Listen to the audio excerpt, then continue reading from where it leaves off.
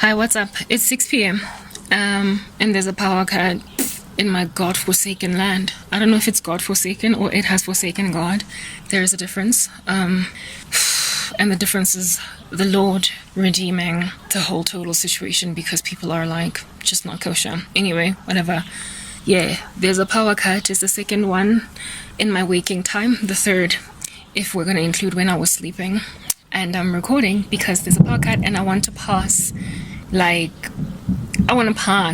an hour of that load shedding, use the other hour to take a shower, and the other hour, like 20 minutes to take a shower very slowly at like the speed of a snail, moisturize myself, put my skin creams on, and wear a night sleeping outfit.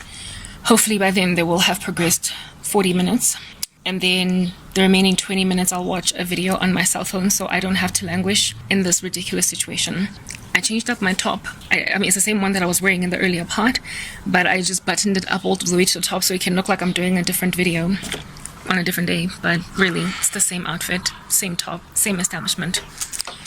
My cat is sleeping in there, so I'll just close the door. It's fine. If she wants to get out, she'll just have to deal with that in an hour. That's when she'll leave. I want to talk. To pass this time out. For whatever reason, it's like Satan knows that I'm going to be relieved from this crisis very soon. So he's really trying to make me feel like trash in the middle of it, to a point where I'm struggling to pass the time before by watching videos on my phone. So I'm just recording a whole bunch. But I'll do just that. Humor his mockery of my inability to wait for reprieve by doing the work of God. This would be unsustainable for me to keep on recording multiple times a day. I'm in my car. It would be unsustainable for me to continue to record multiple times a day in the podcast that they endure us through in South Africa. I seriously, let me close the door, feel so bad for South Africans, guys, that don't have the luxury to fix this situation. It's of course kind of dark. It's also overcast. It's 6 p.m. By 7 the sun will inevitably have set, but maybe there might have been actually a little bit of light by 7 p.m. if there was no clouds, if it was not overcast like what you're looking at, and there was, what is this? Yeah, and there wasn't therefore an overcast situation. Yes, literally I'm all over the show right now. I'm trying to pass time, and in passing this time I want to capture the last moments of my struggle with power to help you constantly have some kind of a poignant reminder wherever you might find yourself in my videos in the future of the fact that the reality that I am currently recording, albeit very shortly, it's going to cease to be my reality. It will continue to be the reality of South Africans. And for people to never forget that. Just because I get a cup of water to drink, for the Lord has seen it fit to do that for me, does not mean South Africans are. I seriously do not know what's going on. I just want to give you a little bit of a historical synopsis, an historical undertone, to give you a little bit of a story about the neighborhood that I live in, just so you can understand just how far gone South Africa is. I live in Rooipoort, Johannesburg, Gauteng province. By American standards, a province would be the tantamount of a state, and then Johannesburg is a city, while Rooipoort would be like a town within a city. Yeah, New York City is a state in New York State. Buffalo City, I guess, is a state in New York State. Yeah, well, Johannesburg is like New York City.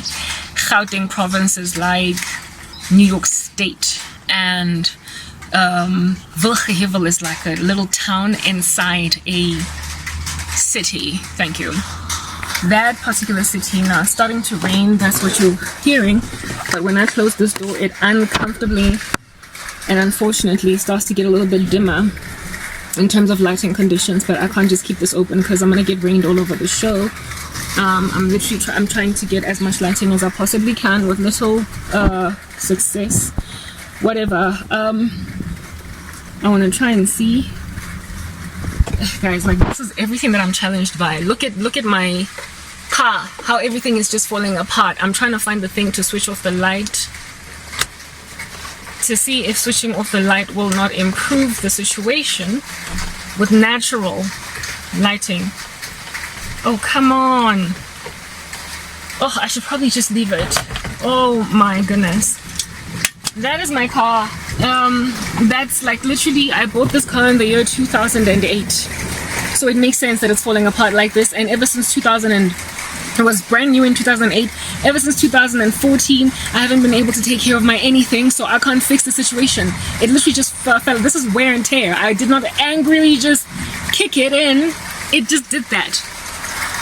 I can't record from anywhere else other than inside my car. If anything, I think it's ideal. This light might very potentially actually be helping. I don't know, whatever. Let me continue to explain to you, sorry about what you might have seen there. It's actually better with the door closed in terms of acoustics, like sound. However, it is darker. But maybe, just maybe, this light of mine might be the only thing that's shedding light on the general situation that we are in. So let me face that direction. I should have brought my iPhone because it would operate as a light. Let's go back to telling you the story about my city, where I am at. I'm in Johannesburg. And I am in Wilgehevel, or Rediport is like a greater, literally, there are segments within segments. Rediport is the description of a municipality or a metropolis, and inside Rediport it's also fragmented further down into little villages within Rediport. If you want to call it village, it's more like town. This is an urban area, not so much villagey, it's suburban, but yeah, it's a smaller section of a metropolis, a smaller section of a municipality that also belongs to Johannesburg, the city of which belongs to Gauteng province, provinces of which are the tantamount of states, and we have got 9 of them in this country. South Africa is not as big as the United States of America, so it makes sense that we would only have 9 states.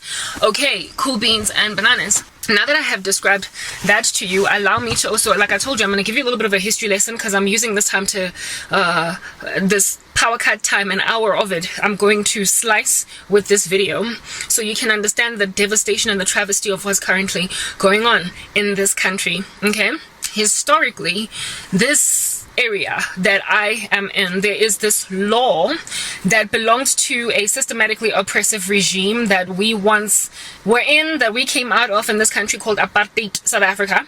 And under Apartheid, there was this act that was passed called the Group Areas Act.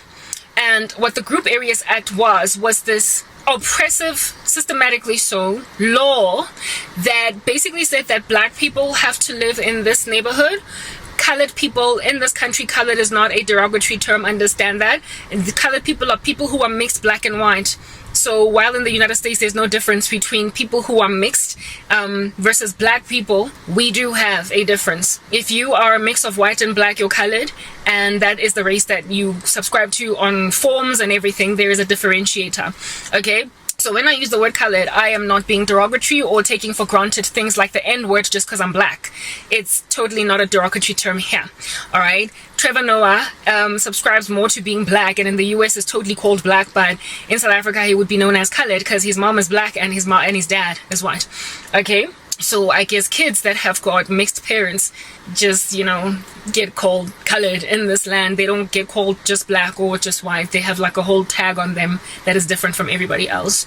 So there was a segregation then between black people, colored people, mixed people, Indian people, and white people. Yes, the Asians also struggled under apartheid, but there were so few of them in this country that they did not give them a category. So I think what the apartheid regime did was take people from Asia, like the Chinese, the Korean, the whatnot, and batched them together with the Indians.